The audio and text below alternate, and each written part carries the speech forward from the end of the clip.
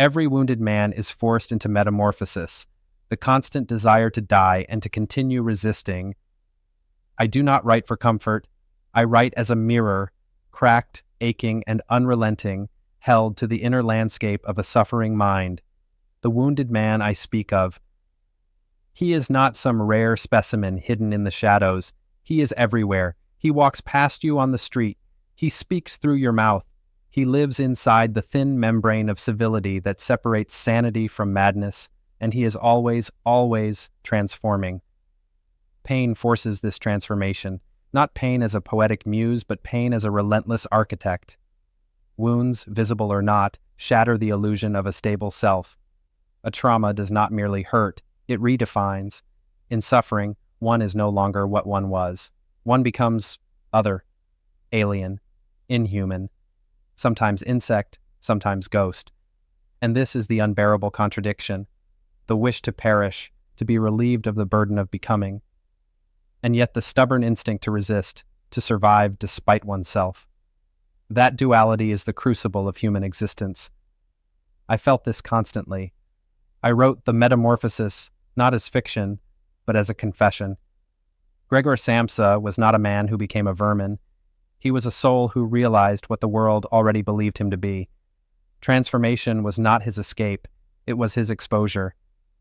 You see, society does not respond well to wounds. It recoils, it punishes, it makes monsters of those in pain.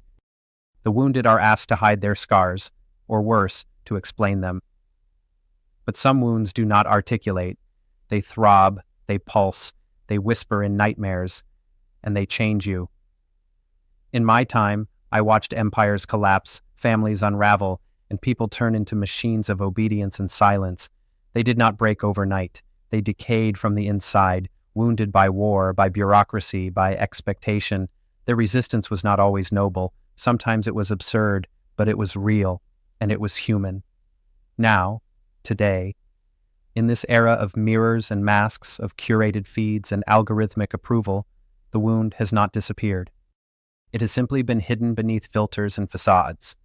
Your wounds may be digital now, rejection in pixels, trauma through headlines, alienation by invisible algorithms, but the effect is the same. Metamorphosis still occurs, only now it is silent, and perhaps more dangerous for its invisibility. But hear me. To be wounded is not to be defeated.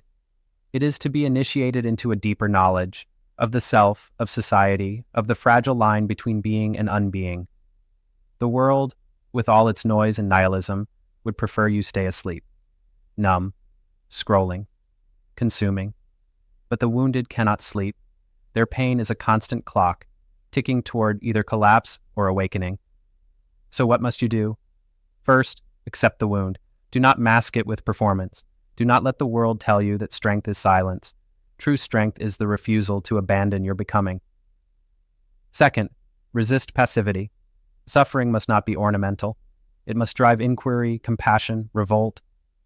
Turn your wound into a lens through which to see others, not with pity, but with solidarity.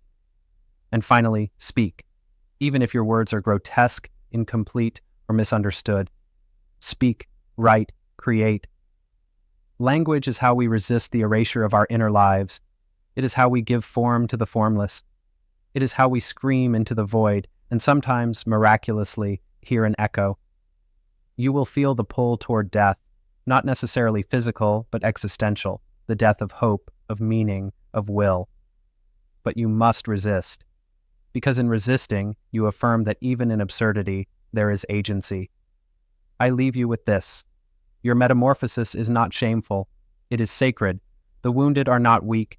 They are prophets in disguise, and your resistance, no matter how quiet, is the most radical act in a world that wishes you to disappear. Write your name into the darkness, then become your own light. Franz Kafka, channeled for today.